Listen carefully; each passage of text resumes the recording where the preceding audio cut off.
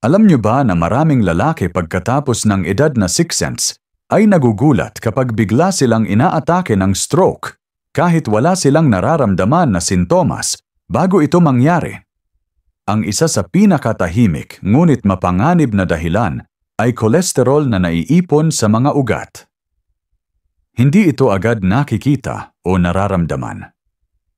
Ngunit unti-unti nitong binabara ang daluyan ng dugo hanggang sa isang araw. Maaari nitong putulin ang supply ng dugo sa utak. Ako si Dr. Ramirez, isang neurologist na higit sa 30 taon nang sumusubaybay sa mga pasyente na nakaranas ng stroke. Nakita ko mismo kung paanong simpleng pagwawalang bahala sa kolesterol ay nagiging dahilan ng malalaking pagbabago sa buhay ng mga lalaki. Mula sa pagkawala ng lakas, hirap sa pagsasalita, hanggang sa hindi na muling makabangon.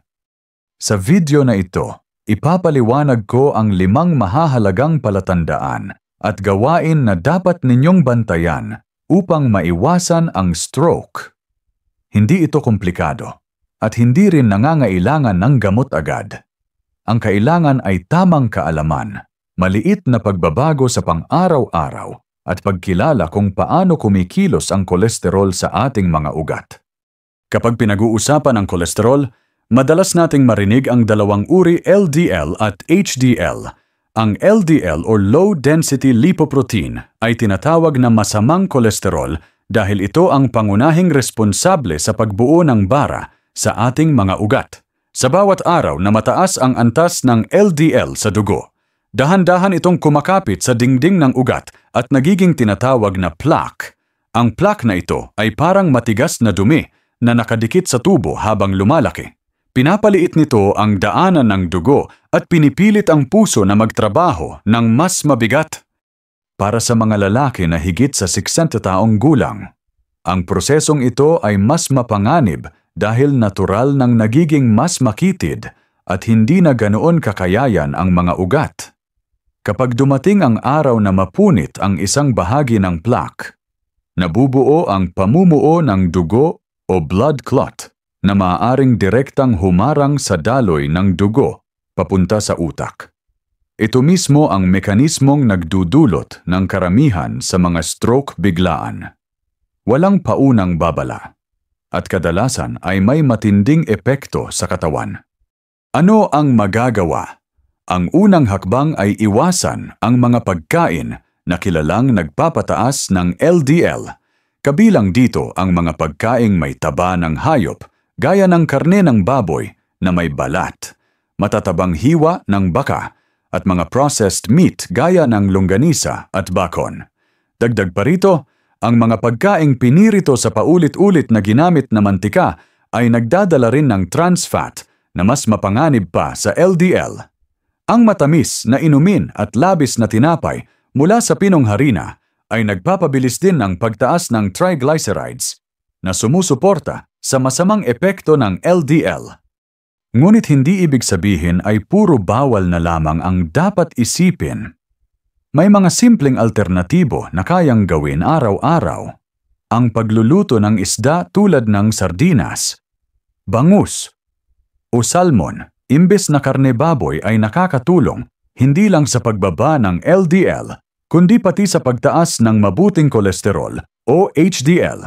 Ang pagkain ng gulay na mayaman sa fiber tulad ng malunggay, kangkong at talbos ng kamote ay nakatutulong sa katawan na ilabas ang sobrang taba sa dugo bago pa ito dumikit sa ugat.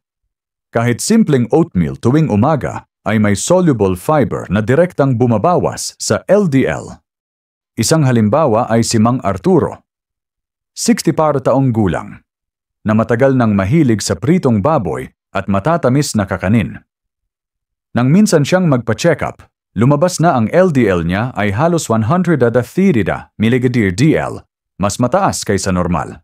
Matapos ipaliwanag ang panganib ng stroke, sinubukan niyang baguhin ang kanyang hapunan mula sa pritong baboy patungo sa tinolang isda at gulay. Naglakad siya ng 20 minuto bawat hapon at ininom ang tubig sa halip na soft drinks. Sa loob lamang ng 6 na buwan, Bumaba ang kanyang LDL sa ligtas na antas at ayon sa kanyang neurologist, malaki ang ibinaba ng panganib na maulit ang mini-stroke na minsan niyang naranasan. Ang mensahe rito ay malinaw, ang LDL ay hindi dapat balewalain. Hindi mo ito mararamdaman, ngunit ito ang tahimik na kaaway na unti-unting sumisira sa iyong mga ugat. Sa pamamagitan ng pag-alam kung saan ito nagmumula at kung paano ito maiiwasan, hawak mo ang kapangyarihang pigilan ang isa sa pinakamalubhang banta sa kalalakihan matapos ang edad na 60. Kung ang LDL ay tinatawag na masamang kolesterol, ang HDL o high-density lipoprotein naman ay kilala bilang mabuting kolesterol. Bakit? Dahil ito ang nagsisilbing walis ng ating daluyan ng dugo. Ang tungkulin ng HDL ay dalhin ang sobrang taba at kolesterol pabalik sa atay upang masunog o mailabas sa katawan. Sa madaling salita, habang ang LDL ay nag-iiwan ng dumi sa ugat, ang HDL naman ang naglilinis nito. Kapag mababa ang antas ng HDL, mas mabilis na naiipon ang plaque at mas mataas ang posibilidad ng stroke. Para sa kalalakihan na higit sa 60 taong gulang, napakahalaga ng papel ng HDL bilang natural na proteksyon. Ang mga ugat sa edad na ito ay madalas nang nagiging mas makitid at mas marupok. Kung kulang ang HDL, wala nang sapat na panlinis upang tanggalin ang sobrang taba. Kaya't ang balanse ng LDL at HDL ang nagtatakda kung gaano kalaki ang panganib. Hindi sapat na mababa ang LDL, kailangan ding mapanatiling mataas ang HDL upang makuha ang tunay na proteksyon laban sa stroke. Paano tataasan ang HDL? Una, sa pamamagitan ng regular na ehersisyo. Hindi kailangang mabigat, kahit simpleng brisk walking ng 30 minuto. 3 beses sa isang linggo ay napatunayan ng nakapagpapataas ng HDL. Pangalawa, sa pagkain. Ang mga pagkaing mayaman sa omega-3 fatty acids gaya ng sardinas, tuna, at salmon ay kilalang tumutulong sa pag-angat ng mabuting kolesterol. Ang mani gaya ng almond at walnut, at ang abokado ay nagbibigay ng malusog na taba na sumusuporta rin dito. Pangatlo, iwasan ang paninigarilyo at labis na alak dahil parehong nagpapababa ng HDL ang mga ito. Isang halimbawa ang kaso ni Mang Isidro, 96 taong gulang, na nakitaan ng mababang HDL sa kanyang laboratory results nasa 31 mg/dl lamang. Mas mababa sa rekomendadong antas na 40 mg/dl. Madalas siyang nakaupo lang sa bahay at paborito ang pritong pagkain. Matapos magpayo ang kanyang doktor, nagsimula siyang maglakad tuwing umaga at pinalitan ang chicharon ng ilang piraso ng mani bilang merienda. Hindi niya binago ang lahat ng biglaan. Ngunit unti-unti niyang ipinasok ang mga simpleng hakbang. Sa loob ng 6 na buwan, umangat ang kanyang HDL sa 45 mg/dl. At kapansin-pansin na bumuti rin ang kanyang enerhiya at tibay ng katawan. Ang aral dito ay malinaw, hindi sapat na iwasan lang ang masamang kolesterol. Kailangan ding palakasin ang mabuting kolesterol. Ang HDL, ang iyong natural na tagapagtanggol laban sa stroke. Sa pamamagitan ng ehersisyo, tamang pagkain, at malusog na pamumuhay, maibabalik mo ang balanse ng dugo at mapapababa ang panganib. Hindi kailangang maging komplikado ang mga hakbang, mga maliliit na pagbabago lamang ang sapat upang ibigay sa iyo ang proteksyong kailangan ng iyong utak at puso. Kapag pinag-uusapan ang stroke, hindi maaaring paghiwalayin ang dalawang pangunahing salik, mataas na kolesterol at mataas na presyo ng dugo. Magkasama silang gumagawa ng perpektong kondisyon para sa pagkakaroon ng bara sa ugat. Kapag ang ugat ay napuno na ng plaque mula sa LDL, lumiliit ang espasyo para sa daloy ng dugo. Dahil dito, napipilitan ang puso na magbomba ng mas malakas, na siyang dahilan kung bakit tumataas ang presyon ng dugo. Sa kabilang banda, kapag matagal nang mataas ang presyon, mas mabilis na napipinsala ang lining ng ugat at mas nagiging madali para sa kolesterol na dumikit at magbuo ng bara. Sa madaling salita, ang dalawang ito ay parang kambal na nagtutulungan sa paggawa ng pinsala at ang dulo nito ay stroke. Para sa mga lalaki na higit sa 60 taong gulang, ang sitwasyon ay lalo pang mapanganib. Ang natural na pagtanda ng mga ugat ay nagdudulot ng paninigas o arteriosclerosis. Kapag pinagsama ang matagal na mataas na presyon at sobrang kolesterol, mas bumibilis ang prosesong ito. Kaya't hindi kataka-taka na maraming pasyente ang nakakaranas ng stroke kahit wala silang ramdam na sintomas sa loob ng maraming taon. Ang katawan ay tahimik lamang na nag-a-adjust hanggang sa dumating ang araw na bigla itong bumigay. Ano ang magagawa? Ang una ay regular na pagsusuri. Kung hindi mo alam ang iyong presyon at antas ng kolesterol, para kang nagmamaneho ng kotse nang walang speedometer. Hindi mo malalaman kung lumalagpas ka na sa ligtas na bilis hanggang sa mangyari ang aksidente. Ang simpleng pag-check ng presyon 2 beses sa isang linggo at pagsasama nito sa talaan ay nakakatulong upang makita ang pattern.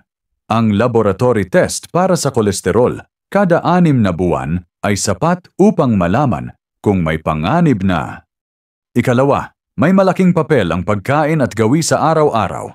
Ang sobrang alat mula sa mga instant noodles, delata at chichirya ay nagpapataas ng presyon, samantalang ang mga pagkaing mataas sa fiber at potassium tulad ng saging, kamote at gulay ay nakatutulong sa pagpapababa nito. Kapag binawasan mo ang alat at sabay na pinili ang pagkaing nakakapagpababa ng LDL, 2 panganib ang sabay mong makokontrol.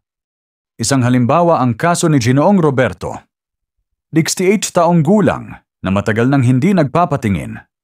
Nang dinala siya sa ospital matapos ang pagkahilo at panandali ang pagkawala ng paningin, lumabas na ang presyon niya ay 170/100 at ang LDL ay higit sa 160 mg/dL.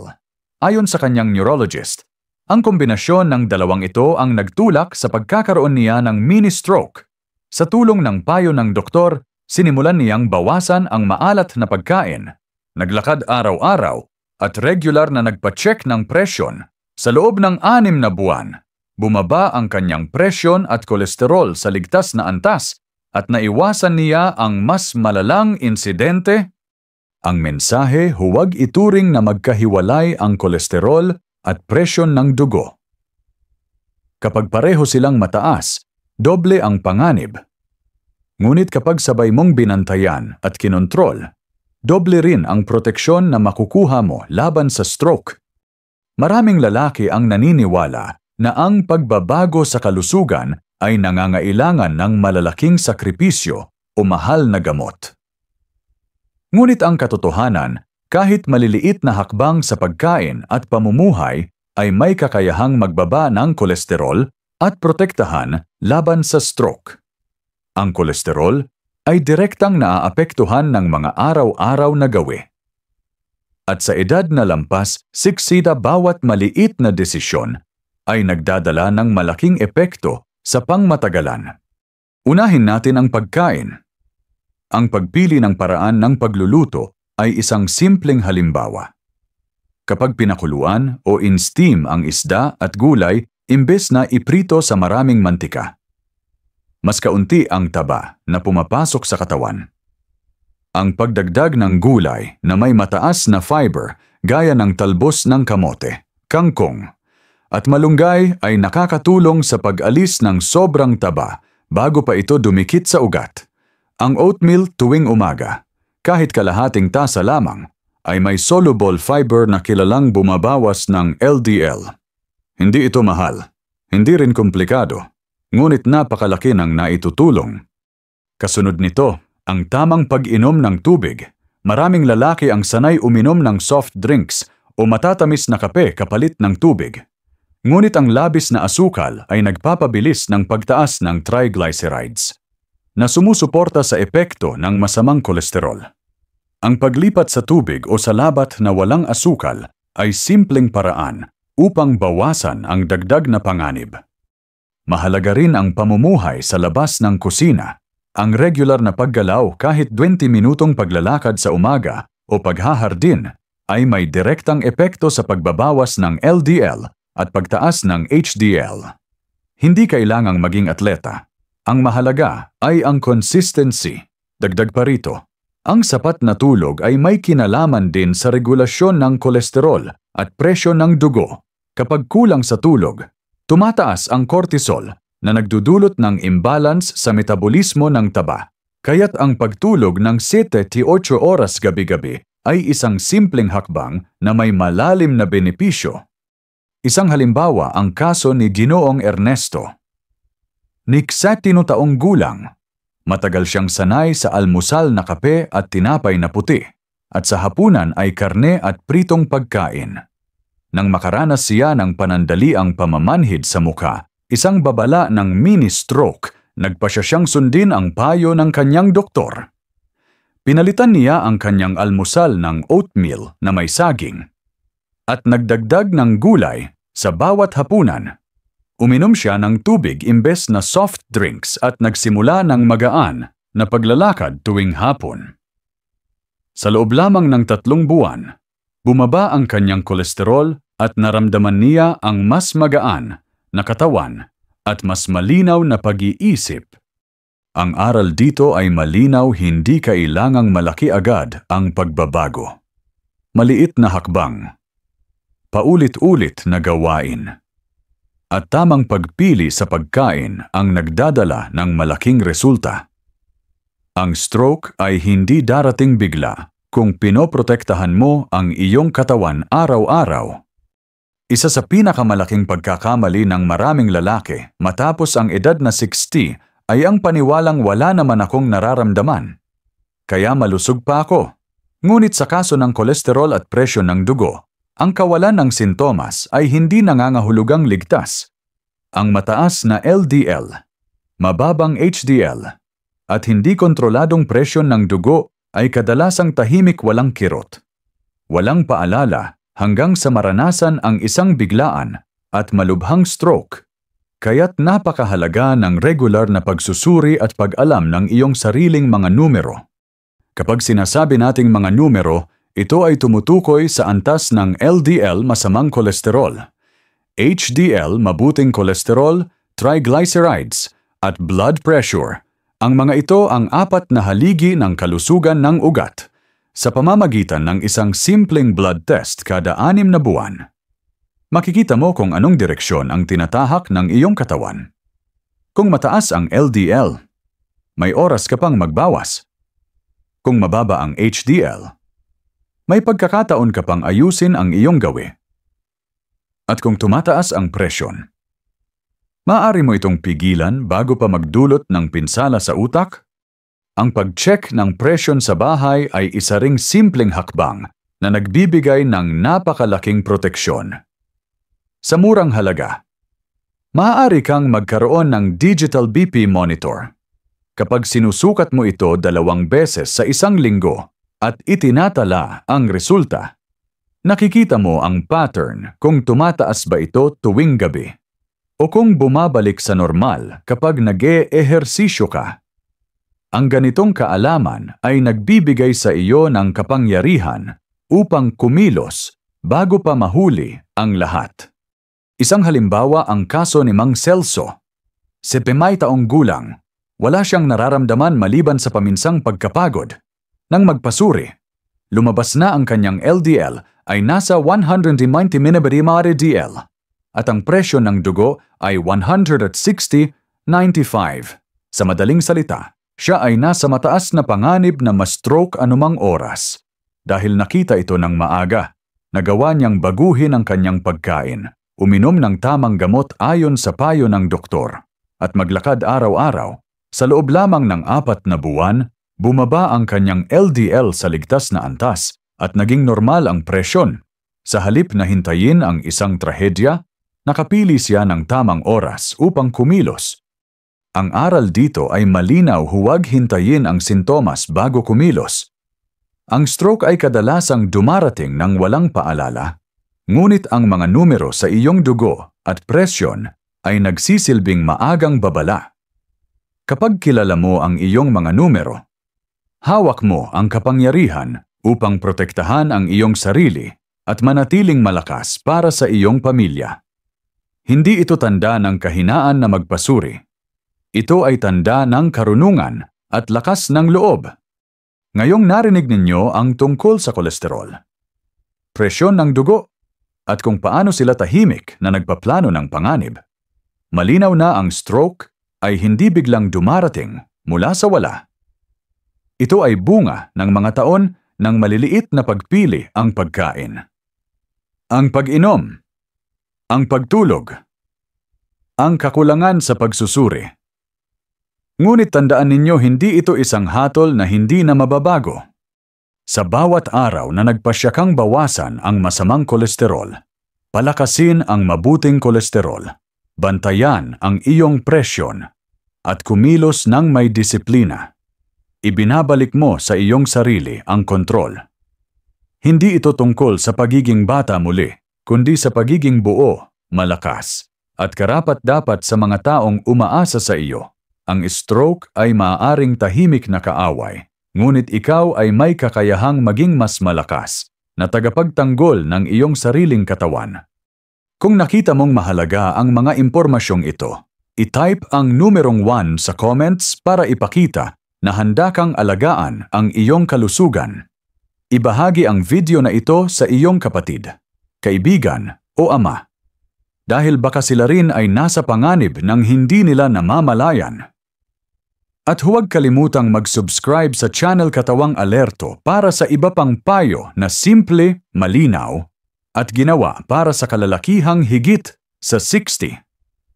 Tandaan, bawat maliit na hakbang ay isang panlaban sa stroke. At bawat araw na kumilos ka ay isang araw na nadaragdagan ang iyong lakas at buhay.